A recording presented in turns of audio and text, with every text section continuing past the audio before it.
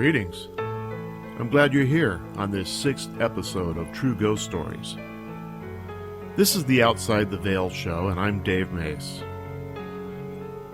There are many mysteries in the world, and my goal is to present a sampling of just a few for your consideration. I'm not trying to convince you of anything, nor will I be presenting any irrefutable evidence here, mainly because there simply isn't any. We are dealing with experiences and things that are beyond our current understanding and knowledge. My approach to this is that I share stories contributed by reliable people, or at least reliable in my opinion, or I will share my own experiences, and if I can, I'll offer some possible explanations, a little historical background, and documentation, if there is any.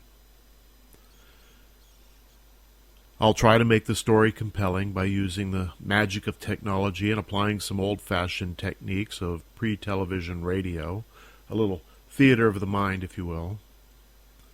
So let's get started.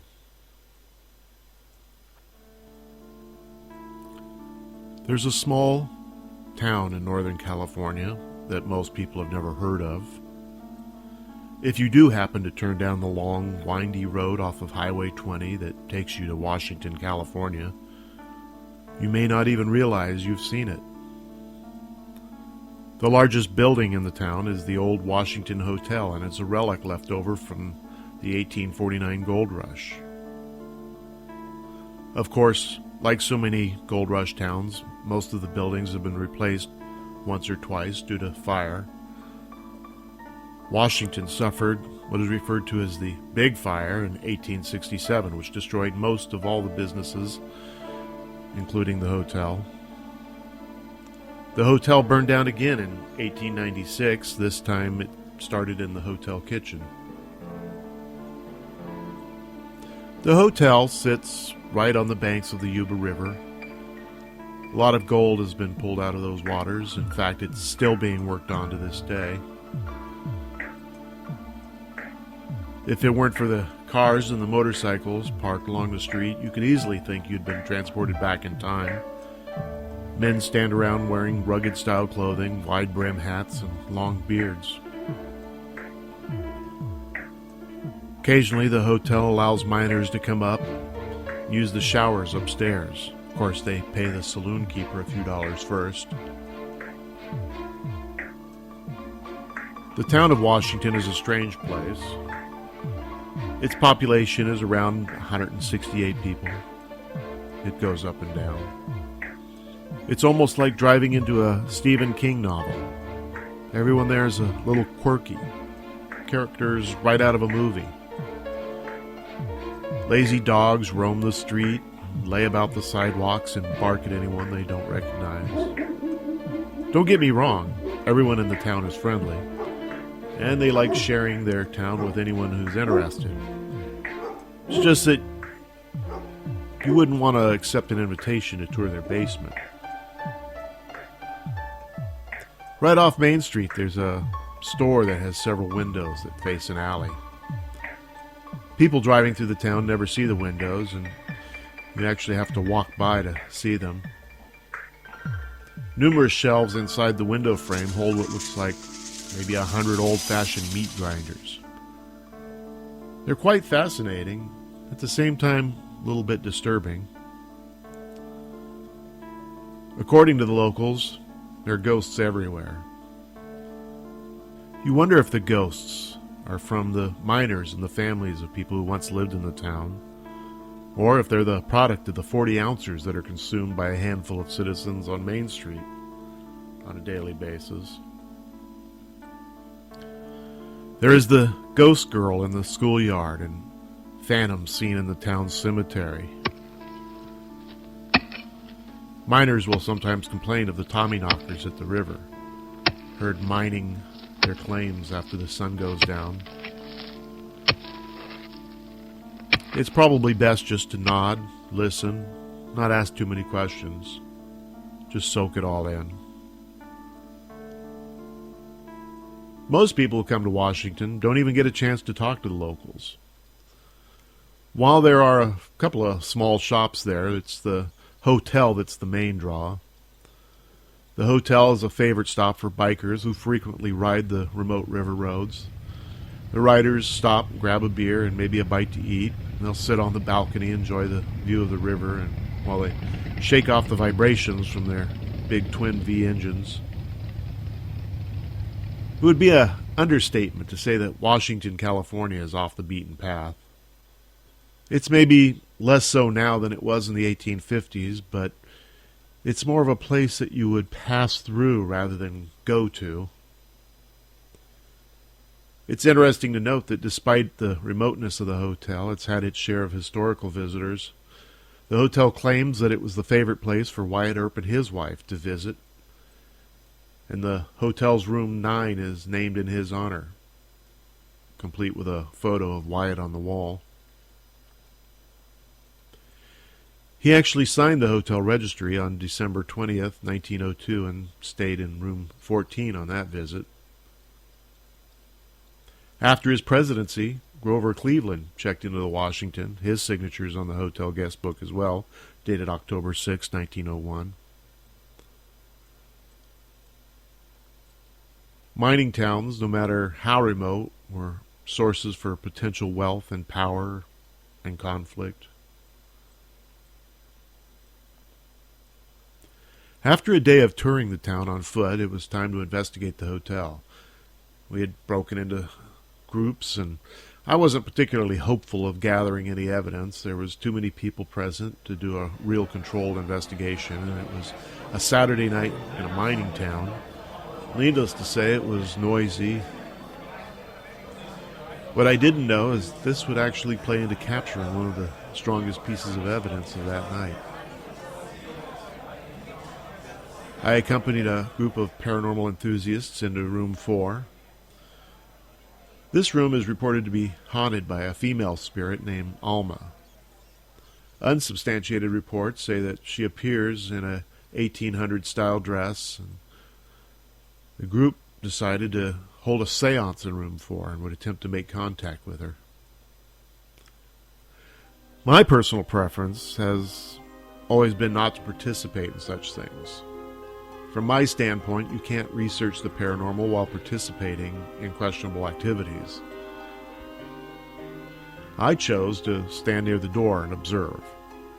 I had a night vision camera and a dual mic digital recorder outfitted with some Bose headphones. By doing this allowed me to record and listen in real time. I placed the recorder on the dresser behind me so that I wouldn't have to handle it and create any unusual noises that often occurs when you start touching your mic by accident. This seance went along as most seances do. I found that when nothing happens, people tend to start having personal experiences and start attributing every noise and movement to the paranormal. After about 20 minutes, the group was claiming that Alma was present and moving around the group. They each took turns saying that it was either cold behind them or that they were being touched. I wasn't too impressed by these revelations because there was no corroborating evidence. I was actually starting to feel a bit annoyed and impatient. Between the seance and the noise coming from the bar directly below us, I was sure I was wasting my time. It was highly unlikely that I was going to find anything meaningful with so much going on down below. The people involved in the seance decided that they had gotten all they were going to get, and were now just sitting around talking. The room was dark and there were still candles flickering. The conversation was less about the paranormal and was now focusing on the people in the bar. My own experiences has told me that this is the best time to really start listening. When people are no longer focusing on the paranormal, that's when it seems to happen. We could hear glasses clanking, loud talking, along with loud music. It was quite the party going on. The room we were in was hot, between all the bodies in the bar below us and All the bodies in the room, and the fact that it was late summer, it was getting quite uncomfortable. All of the participants were seated in a circle in front of me, and that's when one of the ladies said, "I've never seen a town drink so much." I was standing there looking at the group when I heard somebody whisper directly into my mic, "Me neither." I was startled. No one in the group had said it. The recorder was behind me, and there was nothing behind me other than the dresser, the recorder, and a wall. And I had heard it live. No one was anywhere near the mic. It took my mind a few seconds to analyze what had just happened, and finally I asked, "Did somebody just say me neither?" Everyone went silent. They turned and looked at me and immediately knew that I had heard something. Everyone shook their head in unison, but I already knew the answer. I keep all my recordings, and here is the one that shook me that night. See what you think. You've never seen a town drink so much beer? No. I recorded a couple of other EVPs that night, none of them anywhere near as clear as this one. One was an affirmative response when somebody asked, "Is Alma here?" You can hear a faint response. Listen for yourself. What do you think? It's just Alma. So, does this mean that there's a ghost named Alma haunting the Washington Hotel? Not at all. Who says ghosts are honest? It's hard to make any assumptions when all you have is a disembodied voice to go on. I found that the smaller and more remote a town was during the gold rush, the less likely I am to find lots of historical records. Oftentimes, if something newsworthy did happen in the town, by the time it made it to the newspapers, it wasn't newsworthy anymore. So, I could find few historical records about the town, and there are no records to indicate anyone named Alma lived there. That doesn't mean she didn't exist, no more than it means that the thousands of people who moved through, worked in, or even died in Washington, California didn't exist. It just means the records didn't reveal anything. Some paranormal studies have shown that people have been able to generate paranormal activity even when they know that the ghost that they are summoning has been fabricated from their own imagination. So, maybe if you stay in a hotel that you believe to be haunted, you are more likely to find a ghost. But what if you stayed in an old hotel and you saw a ghost in your room without any previous belief or knowledge of a ghost being there? That's exactly what happened to a friend of mine several years ago. Audrey had been visiting family in the state of Washington and had cause to drive to the little town of Dayton. She had reservations at the Weinhardt Hotel on Main Street. Dayton is located in the southeast corner of Washington. It's one of those places that unless you have a specific reason to go there, you wouldn't. Well, that's not really true. The town is known for its numerous refurbished buildings, and it's a tourist destination for that reason. The town was founded in 1860 and currently has a population of 2,600 people or so. The area was originally explored by Lewis and Clark, but it's known to the locals as a great farming area. Audrey was feeling a bit road weary and was happy to check into the hotel and get her room. The rooms are beautifully appointed with antique Victorian furniture, which add to the overall experience. She got ready for bed and turned off the lights and settled in for a nice, quiet rest. There's not much traffic on Main Street late at night. There's no televisions or radios in the room, just quiet. Audrey says she remembers waking up in the middle of the night for no apparent reason. She was immediately aware of someone standing in her room. All she could see was his profile. Wasn't threatening, just standing. He appeared to be a well-dressed man in Victorian-style clothing. He had a beard. He was just standing there in a dimly lit room. Just a bit of ambient light coming in from the window.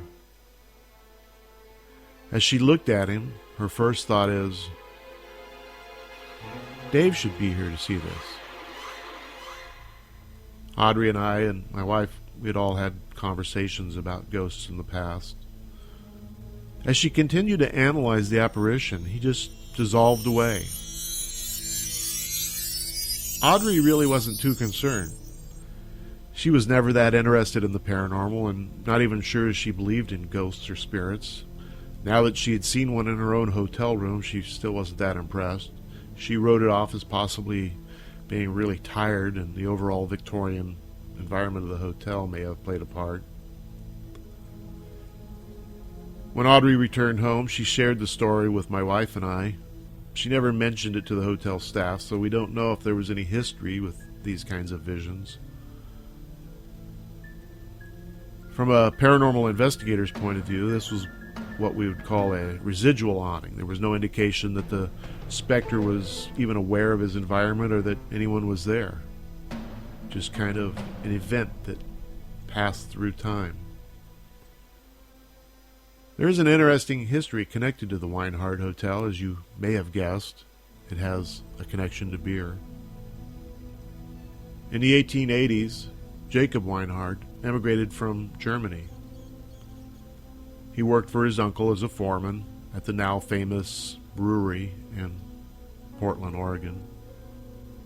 It seems that Dayton, Washington was a perfect place to grow barley that would be used in a new brewery, the Jacob Weinhardt Brewery. Jacob's success allowed him to expand into other ventures, one of which was the construction of the Weinhardt Hotel in Dayton.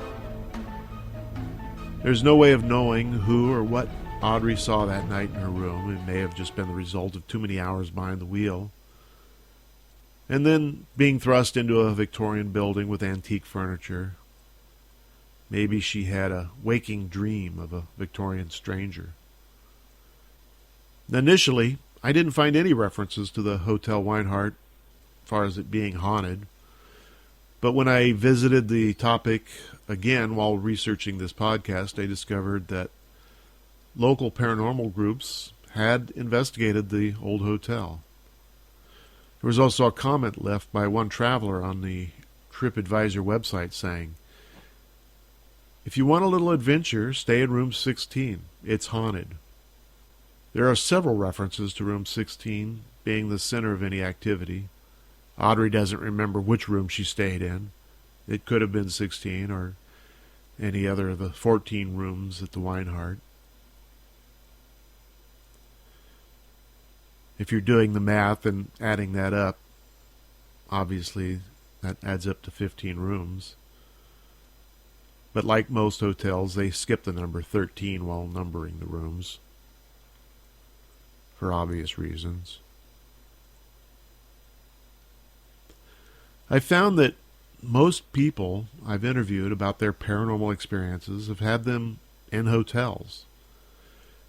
Maybe hotels are exposed to so many people and over time and so many deaths that the hotels are a perfect environment to collect whatever it is that causes people to experience ghosts. The other possibility is that no one ever sleeps well in a strange surrounding, and this alone may be enough to cause people to believe they are having paranormal experiences. There are plenty of historical hotels to stay at, and should you ask, chances are that you will find that each one has its own ghost story. Of course, not all hotel owners are willing to share these tales. either out of fear of scaring away customers or simply because they don't believe in such things and don't want to focus on matters of the ethereal. I challenge you, though, to ask the staff about any ghosts that they might have next time you stay at an old hotel. It really doesn't have to be an old hotel. Even many newer hotels have their ghosts. You may be surprised at the response you get.